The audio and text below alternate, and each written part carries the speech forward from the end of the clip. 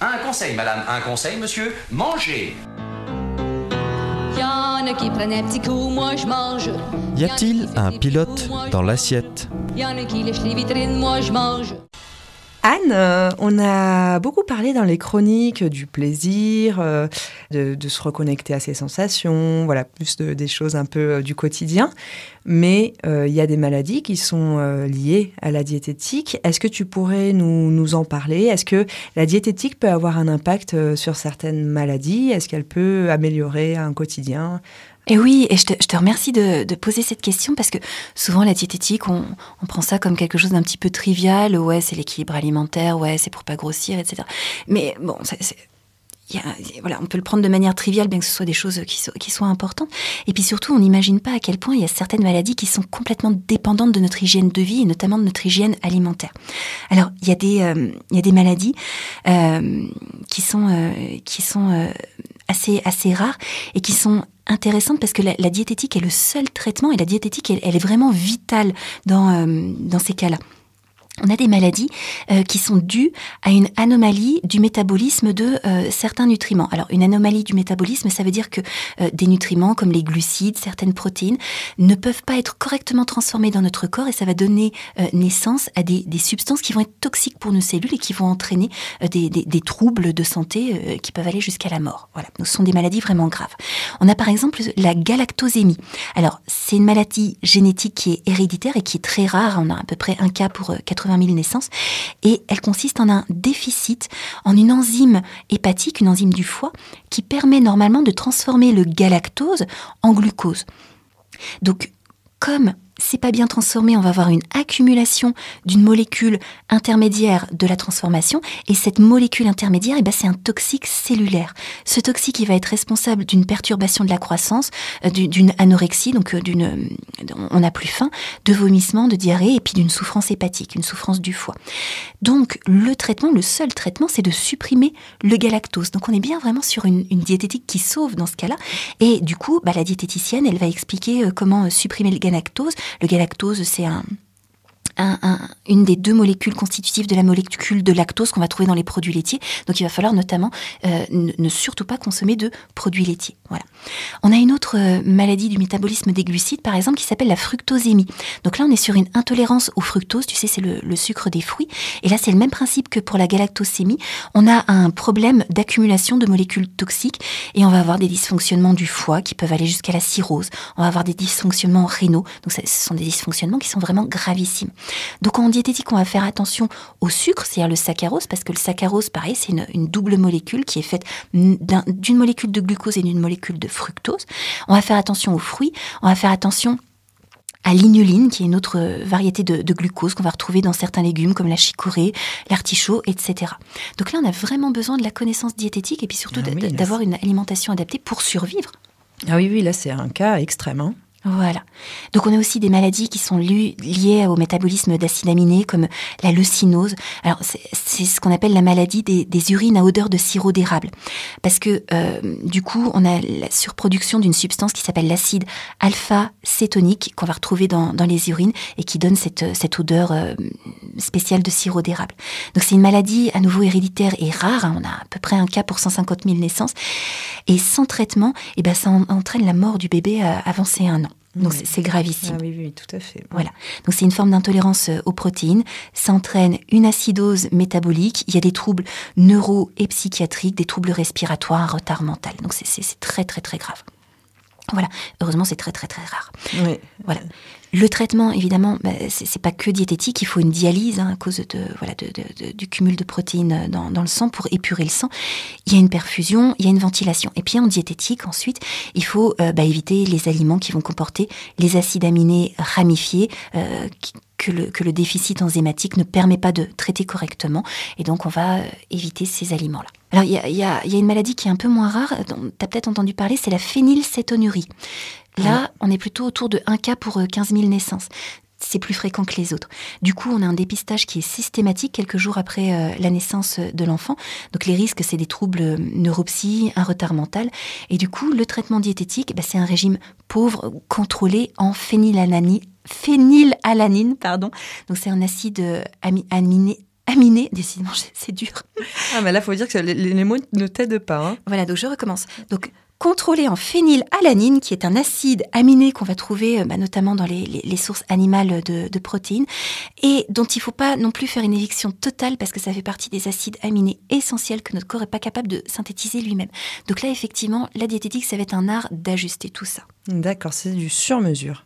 Voilà, tout à fait. On fait attention à la tolérance de la personne, on vérifie son seuil de tolérance et on fait du coup un régime adapté en grammes de phénylalanine.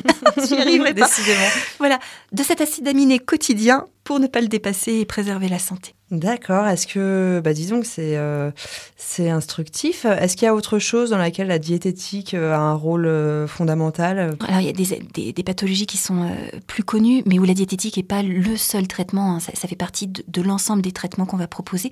Par exemple, dans des cas d'insuffisance cardiaque ou d'insuffisance rénale, on va être attentif à contrôler les apports en sel, en protéines, si la personne est sous dialyse, de sorte à éviter l'aggravation de la maladie. Quand on a une problématique de pancréatite, on va avoir une vigilance sur les graisses alimentaires. Quand on a une problématique de pathologie intestinale, on va avoir un contrôle sur les fibres, etc. Donc la diététique, elle est vraiment essentielle avec la connaissance des aliments dans tous ces cas. Et le diabète aussi, non ? On n'en a pas parlé. Mais oui, tout à fait. Le diabète, la diététique, elle est vraiment très, très, très importante, notamment en termes de connaissance des aliments. Alors déjà, qu'est-ce que c'est que le diabète ? C'est une problématique d'hyperglycémie chronique, c'est-à-dire qu'on a un excès de sucre dans le sang qui est difficile pour notre corps à réguler. Quand les hyperglycémies sont répétées et prolongées, ça peut entraîner sur le long terme une altération des nerfs et des vaisseaux sanguins. Et du coup, ça va donner au bout de plusieurs années les complications qu'on connaît et qu'on redoute. La cécité, hein, on a des personnes diabétiques dont le diabète n'a pas été équilibré qui peuvent devenir aveugles. On a des atteintes des pieds qui peuvent conduire à des amputations. Voilà, donc c'est les complications spectaculaires et terrifiantes. Et puis ça peut conduire aussi à des infarctus, des accidents vasculaires cérébraux. Donc c'est pour ça que le diabète, on le sent pas, mais il faut y faire gaffe parce que c'est au bout de plusieurs années en fait qu'on va en payer le prix si le diabète n'a pas été régulé. Et on va le réguler par la diététique, alors, essentiellement ou... Par la diététique notamment, mais elle sera pas suffisante, notamment dans certains types de diabète, parce qu'il n'y a pas un seul diabète, il peut y avoir plusieurs causes. Le diabète de type 1, c'est un diabète génétique, donc il va apparaître chez les enfants, les ados ou chez les jeunes adultes, et c'est une anomalie génétique qui fait que le pancréas ne fabrique plus d'insuline. L'insuline, c'est une hormone c'est comme une clé qui va permettre d'ouvrir la porte des cellules pour permettre au glucose, qui est leur carburant, de rentrer dedans. S'il n'y a pas de clé, il n'y a pas d'énergie pour les cellules, et donc on meurt. Voilà. Donc le diabète, à l'époque où on n'avait pas les traitements appropriés, c'était une maladie mortelle. Dis donc. Voilà. Le fait d'avoir découvert l'insuline et qu'elle soit utilisée depuis le début des années 1920 fait que le diabète a pu devenir une maladie chronique, mais qui va nécessiter d'avoir un contrôle des glucides qu'on ingère pour rester en adéquation avec l'insuline qu'on injecte. D'accord, et ça c'est quelque chose qui peut arriver à tout âge. Du coup, si ça apparaît chez les enfants, on peut s'en rendre compte assez tôt. Oui, on s'en rend compte assez tôt. Moi, je me souviens d'une institutrice qui avait donné l'alerte aux parents parce qu'elle avait observé les signes d'alerte du diabète. On dit polyurie, polyphagie, polydipsie et le quatrième, je l'ai oublié. Ça me reviendra. Donc polyurie, on va beaucoup aux toilettes, on a tout le temps soif. Polyphagie, polydipsie, donc c'est qu'on a tout le temps soif. Polyphagie, on a tout le temps faim. Et pourtant amaigrissement, c'est le quatrième signe. D'accord. Voilà. Donc ça, c'est les signes d'alerte du diabète. Et du coup, on s'en rend compte souvent grâce à ces signes d'alerte. Et ça peut se déclarer, à plusieurs... Quand c'est ce diabète de type 1, ça se déclare jeune en général. Mais on a d'autres types de diabète qui souvent apparaissent après 40 ans. Alors, il y a différentes origines possibles. Ça peut être à nouveau des prédispositions génétiques, mais ça peut être aussi en lien avec la sédentarité ou avec le surpoids notamment. Ces phénomènes vont induire ce qu'on appelle une résistance à l'insuline, et l'insuline, elle devient inefficace. Donc, elle n'arrive plus à ouvrir la porte des cellules pour que le glucose rentre dedans, donc le glucose étant trop grosse quantité dans le compartiment sanguin. Donc là, le traitement, c'est à la fois des substances antidiabétiques. Souvent, on ne donne pas de l'insuline en première intention, c'est si vraiment le diabète s'aggrave. Donc, on a des antidiabétiques oraux qui vont favoriser l'action de l'insuline. Et puis, on a des mesures diététiques et d'hygiène de vie, comme une vigilance sur les glucides en quantité et en qualité. On avait parlé, tu sais, de l'indice glycémique bas, notamment. Donc, on va avoir une vigilance par rapport à ça. On va faire attention à avoir une activité physique qui va permettre aussi de remettre le corps en mouvement, voilà, pour lutter contre la résistance à l'insuline.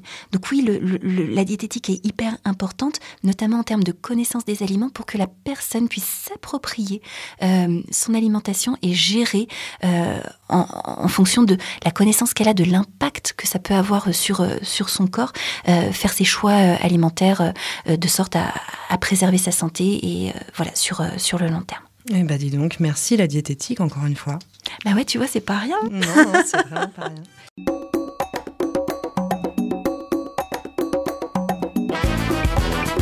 Cette chronique vous a plu ? Alors participez-y en posant vos questions à Anne-Claude à l'adresse contact@radioalto.info.